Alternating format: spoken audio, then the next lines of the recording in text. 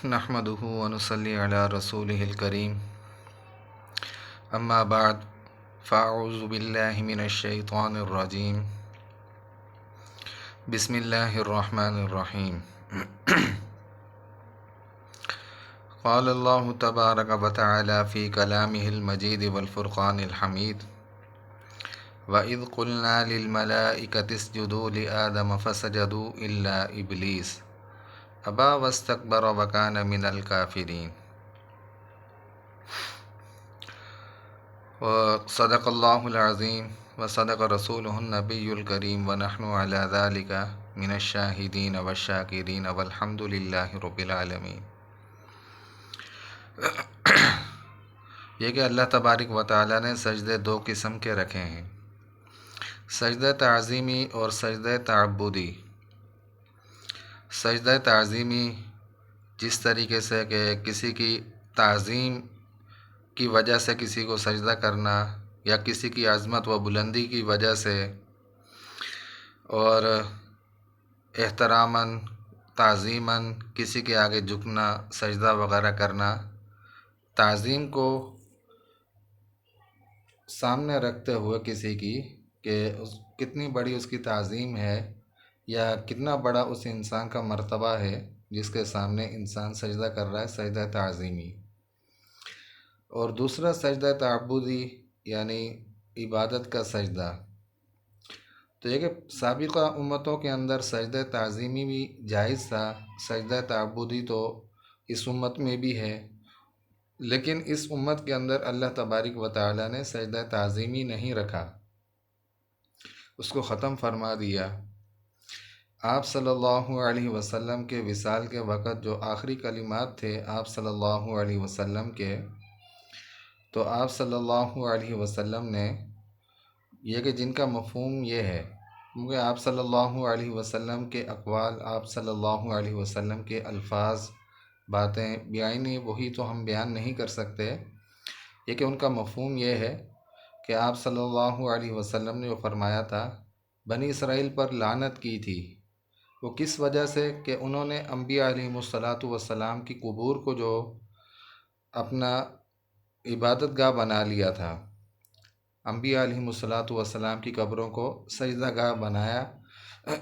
اس کی وجہ سے آپ صلی اللہ علیہ وسلم نے جو ہے ان پر لعنت فرمائی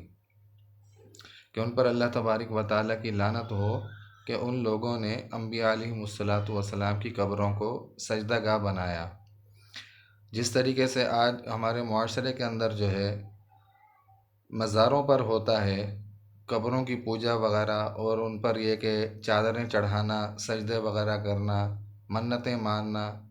یہ تمام کی تمام چیزیں خرافات جو ہیں وہ کس وجہ سے ہیں؟ یہ کہ ایک تو ایمان کی کمزوری، ایمان سے دور ہونا، اور دوسرا کیا کہ اغیار کے طریقوں کو اپنانا۔ جس طریقے سے بنی اسرائیل والے سجدہ تعظیمی کیا کرتے تھے، یہود و نصارہ تھے وہ، اور یہ کہ اللہ تبارک و تعالیٰ کی لعنت بھی ہے ان لوگوں پر، اور یہ کہ ان لوگوں کا کوئی ٹھکانہ نہیں اس دنیا کے اندر، اور ہمیشہ ہمیشہ کے لیے وہ لوگ جو ہیں ملعون ہیں، اور اللہ تبارک و تعالیٰ کی ان پر جو ہے وہ لعنت کی گئی ہے۔ اور ان لوگوں کے یہ طور طریقے تھے کہ انبیاء علیہم السلام کی قبروں کو جو ہے سجدہ گاہ ان لوگوں نے بنایا ہوا تھا، اور وہاں پر جا کر جو ہے وہ پوجا وغیرہ کیا کرتے تھے، سجدے وغیرہ کیا کرتے تھے قبروں کو۔ اور اس امت کے اندر اور یہ کہ اس معاشرے کے اندر بھی یہ چیزیں ہیں کہ مزارات پر جا کر جو ہے وہ لوگ منتیں مانتے ہیں اور چادریں وغیرہ چڑھاتے ہیں، اور یہ کہ سب سے بڑا شرک جو ہے وہ یہ کرتے ہیں اللہ تبارک و تعالیٰ کی ذات کے ساتھ، کہ جس طریقے سے اللہ تبارک و تعالیٰ نے سجدہ تعبدی رکھا ہے صرف اپنی عبادت کے لیے، کہ انسان کا سر جو ہے وہ صرف اور صرف وحدہ لا شریک لہ ایک ذات کے سامنے جھکنے والا ہو، نہ کہ در در پر جو ہے وہ جھکنے والا سر ہو۔ تو انسان جو ہے وہ سجدہ تعبدی کے بجائے سجدہ تعظیمی کے اندر بھی لگا ہوا ہے، اور یہ کہ سجدہ تعظیمی کو اپنے لیے ایک بڑی فخر کی بات سمجھتا ہے، حالانکہ بہت سارے لوگوں کو یہ نہیں پتہ ہوگا کہ سجدہ تعظیمی ہے یا سجدہ تعبدی، بس یہ کہ اندھی تقلید جو ہے وہ کر رہے ہیں، جس طریقے سے کسی نے ان کو لکیر کا فقیر بنا کر چھوڑ دیا کہ یہ لکیر دے دی ان کے ہاتھ میں کہ بس ٹھیک ہے اسی پر تم چلتے رہو، اور لوگ بھی اگر جس طریقے سے سجدہ کر رہے ہیں تم بھی سجدہ کرتے رہو۔ بھائی بڑے پہنچے ہوئے پیر صاحب تھے، اور یہ کہ ان کی درگاہ کو جو ہے وہ بڑا عبادت خانہ بنایا ہوا ہے، دنیا دی جا رہی ہیں، اور برابر کے اندر جو ہے وہ ٹھگ حضرات بھی بیٹھے ہیں جو سجدہ کروانے کے یا مزار کے اندر جانے کے جو ہے وہ پیسے بھی بٹور رہے ہیں، اور کھانے پینے کا اپنا سامان، راشن پانی اور پورے کا پورا خرچہ وغیرہ جو ہے وہاں سے نکل رہا ہے، اور لوگوں کو لگایا ہوا ہے کہ بڑے پیر صاحب کو جو ہے وہ سجدہ وغیرہ کرنے کے لیے، اور یہ کہ ان لوگوں نے اپنے کمائی کا ڈھنگ بنایا ہوا ہے، لوگوں کے اندر یہ شرکیہ چیزیں ڈالی ہوئی ہیں کہ پیر صاحب کو جو ہے وہ سجدہ کرو، اور یہ کہ پیر صاحب کی تصویریں لٹکائی ہوئی ہیں۔ بعض لوگوں کا یہ عقیدہ ہے ان چیزوں کے بارے میں کہ ہم جہاں کہیں بھی ہوتے ہیں پیر صاحب بھائی ہمارے ساتھ ہوتے ہیں، ہم جو کچھ بھی کرتے ہیں پیر صاحب کو فوراً پتہ چل جاتا ہے کہ ہم کیا کر رہے ہیں، ہم کہیں بھی ہوتے ہیں پیر صاحب کو پتہ ہوتا ہے، اور یہ کہ پیر صاحب ماشاءاللہ کھانے پینے کے لیے کسی بھی مرید کے گھر کا رخ کرتے ہیں، اور یہ کہ نمازوں کی ایسے چھٹی کہ نمازوں کا پتہ ہی نہیں ہوتا کہ نمازیں ہیں بھی یا نہیں، اور کتنی ہیں نمازیں یا کتنی نمازیں پڑھنی ہیں کچھ پتہ نہیں ہوتا، بلکہ صرف کھانے پینے کی طرف پوری کی پوری توجہ جو ہے وہ انسان کی مرکوز ہوتی ہے پیر صاحب کی، کہ کھانا پینا جو ہے وہ اچھا عمدہ سے عمدہ ہونا چاہیے، اور خدمت وغیرہ کے اندر کسی چیز کی کوئی کمی نہیں ہونی چاہیے۔ یہ وہ چیزیں ہوتی ہیں کہ جو اللہ تبارک و تعالیٰ نے کہا کہ انسان کی عقلوں پر پردہ پڑ جاتا ہے تو انہیں کچھ پتہ نہیں لگتا، کہ سچ کو سچ نہیں جانتے، جھوٹ کو جھوٹ نہیں سمجھتے، حق کو حق نہیں سمجھتے، باطل کو باطل نہیں سمجھتے، بلکہ اندھی تقلید جو ہے بس ٹھیک ہے ایک نے سجدہ کیا دوسرے نے، جس طریقے سے بھیڑ جو ہے کہیں ایک جگہ سے چھلانگ لگا کر گزرے، اس کے پیچھے آنے والی جتنی بھی بھیڑیں ہوتی ہیں وہ تمام کی تمام اسی طریقے سے گزرتی ہیں، اگرچہ وہاں پر کچھ بھی نہ ہو لیکن ساری کی ساری ویسے ہی گزریں گی۔ تو آج انسان کے ساتھ بھی یہی صورتحال ہے کہ اگر ایک نے سجدہ کیا تو یہ کہ دوسرے جتنے بھی آئیں گے تو وہ بھی سجدہ کریں گے، اور یہ کہ مزارات پر چادریں چڑھائیں گے، دعائیں مانگیں گے، ان سے یہ کہ اپنی منتیں مانگیں گے، حالانکہ وہ خود ایک مخلوق ہیں، اللہ تبارک و تعالیٰ کی طرف سے پیدا کردہ مخلوق تھی، اور یہ کہ اللہ تبارک و تعالیٰ کے حکم سے امر ربی اس کے جسم سے نکلا، اس کے بعد وہ قبر کے اندر چلا گیا۔ اب لوگوں نے جو ہے وہ کمائی کا ڈھنگ بنا لیا کہ کسی طریقے سے جو ہے یہ موقع، یہ چیز، یہ غنیمت جو ہے وہ ہاتھ سے جانے نہ دی جائے، اور یہ کہ لوگ شرک کے اندر دڑا دڑ جا رہے ہیں، اور یہ کہ عبادت وغیرہ کر رہے ہیں، پوجا کر رہے ہیں۔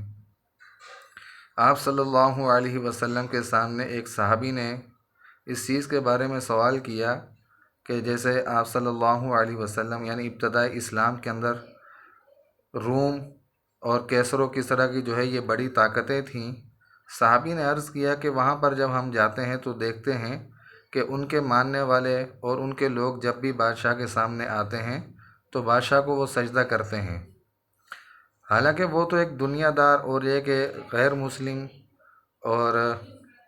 دنیا کے ماننے والے ہیں، دین سے دور ہیں، اور یہ کہ آپ تو آخری نبی ہیں، اللہ کے رسول ہیں، اللہ کے پیغمبر ہیں،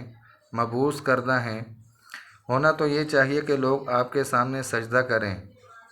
تو آپ صلی اللہ علیہ وسلم نے فرمایا کہ اگر میں تمہیں کہوں کہ کسی قبر کو سجدہ کرو، یا اگر میرا انتقال ہو جائے تو کیا تم میری قبر پر آ کر سجدہ کرو گے؟ تو صحابی نے منع کر دیا کہ ہم قبر پر آ کر سجدہ نہیں کریں گے، آپ زیادہ لائق تھے اس چیز کے کہ آپ کو سجدہ کیا جاتا۔ تو آپ صلی اللہ علیہ وسلم نے اس کا ایک طریقہ بھی بتلا دیا کہ جب میں نہ رہا اس دنیا کے اندر اور یہ کہ قبر کے اندر چلا گیا تو کیا تم آ کر میری قبر پر سجدہ کرو گے؟ صحابی رسول نے منع فرما دیا اس چیز سے کہ ہم قبر پر سجدہ نہیں کریں گے۔ تو آپ صلی اللہ علیہ وسلم نے بھی جو ہے منع فرما دیا کہ جب قبر پر سجدہ نہیں کر سکتے تو یہ کہ پھر مجھے کس طریقے سے سجدہ کرو گے؟ یہ کہ اللہ تبارک و تعالیٰ نے سجدہ تعظیمی جو ہے وہ آدم علیہ الصلوۃ والسلام کو کروایا تھا فرشتوں سے، اور اس کے بعد اللہ تبارک و تعالیٰ نے اس کو مخلوق کے سامنے سجدہ کرنے سے منع کر دیا۔ سابقہ امتوں کے اندر یہ جائز تھا کہ سجدہ تعظیمی، جس طریقے سے حضرت یوسف علیہ الصلوۃ والسلام کے سامنے ان کے والدین نے سجدہ کیا، بہن بھائیوں نے جو ہے وہ سجدہ وغیرہ کیا، جو حضرت یوسف علیہ الصلوۃ والسلام نے بچپن میں خواب دیکھا تھا اور اپنے باپ کو بتایا تھا، تو یہ وہ سجدہ تعظیمی تھا۔ اور اللہ تبارک و تعالیٰ نے اس امت کے اندر جو ہے وہ حرام قرار دیا سجدہ تعظیمی کو، اور آپ صلی اللہ علیہ وسلم نے جو فرمایا کہ اگر سجدہ تعظیمی جائز ہوتا تو یہ کہ اللہ تبارک و تعالیٰ حکم فرماتے بیوی کو، عورت ذات کو، کہ وہ اپنے شوہر کو سجدہ کرے۔ وہ سب سے زیادہ اس کے لائق تھا کہ شوہر کو جو ہے وہ عورت ذات، بیوی جو ہے وہ سجدہ تعظیمی کرتی، لیکن اللہ تبارک و تعالیٰ نے اس چیز سے بھی منع فرما دیا۔ اور بنی اسرائیل کے اوپر جو لعنت کی گئی وہ بھی صرف اسی وجہ سے کہ ان لوگوں نے انبیاء علیہ الصلوۃ والسلام کی قبروں کو جو ہے وہ سجدہ گاہ بنا لیا تھا۔ تو ان چیزوں سے کیا ہے کہ انسان کو گریز کرنا چاہیے۔ وَإِذْ قُلْنَا لِلْمَلَائِكَةِ اسْجُدُوا لِآدَمَ، یہ کہ اللہ تبارک و تعالیٰ نے فرشتوں کو حکم دیا کہ تم سجدہ کرو، فَسَجَدُوا، تو یہ کہ فرشتوں نے سجدہ کیا۔ اب جتنے بھی ملائکہ تھے ان سب نے سجدہ کیا، الا ابلیس، مگر ابلیس نے کیا انکار کر دیا سجدہ کرنے سے حضرت آدم علیہ الصلوۃ والسلام کو۔ ابا واستکبر، اور یہ کہ وہ انکار کرنے والوں میں سے ہو گیا اور وہ کافروں میں شمار ہوا اس کا۔ اور دوسری جگہ پر کیا آتا ہے جہاں پر اللہ تبارک و تعالیٰ نے اس سے پوچھا ابلیس سے کہ تو نے سجدہ کیوں نہیں کیا، اس نے کیا کہا کہ میں تو اس سے بہتر یعنی آگ سے پیدا کیا گیا ہوں اور یہ مٹی سے پیدا کیا گیا۔ چیز یہاں پر یہ ایک سمجھنے کی ہے کہ لوگ تو یہ بات بیان کر دیتے ہیں کہ ابلیس نے جو ہے سجدہ نہیں کیا حضرت آدم علیہ الصلوۃ والسلام کو، لیکن اس کے اندر یہ کہ جب اللہ تبارک و تعالیٰ نے اس سے پوچھا کہ بھئی تو نے سجدہ نہیں کیا، تو وہ کہتا ہے کہ میں نے آگ سے پیدا کیا گیا ہوں اور یہ مٹی سے۔ خواہ کسی بھی چیز سے پیدا کیے گئے ہوں، لیکن خاطر ملحوظ جو ہے وہ اللہ تبارک و تعالیٰ کا حکم تھا کہ اللہ تبارک و تعالیٰ نے حکم دیا اس کام کو کرنا ہے۔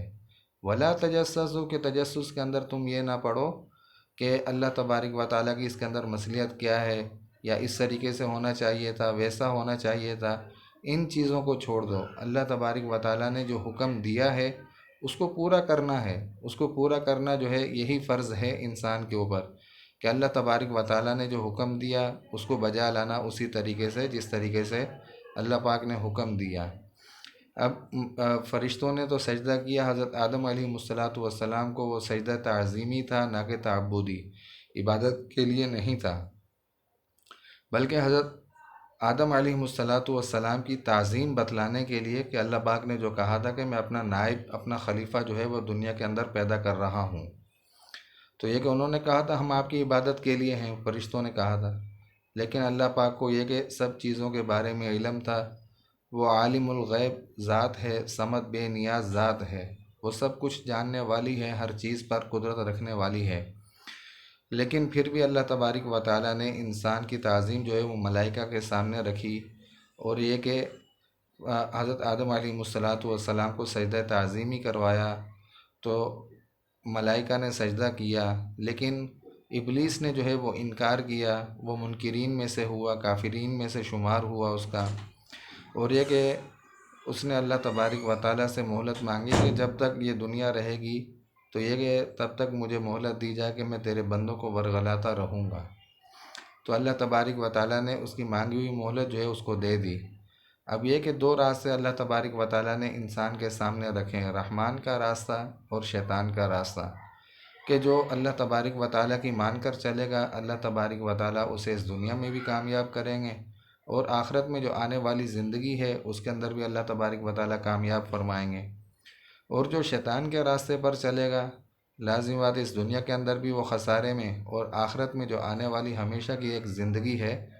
جس کے اندر انسان کامیاب ہونا چاہتا ہے، ہر انسان، تو یہ کہ جو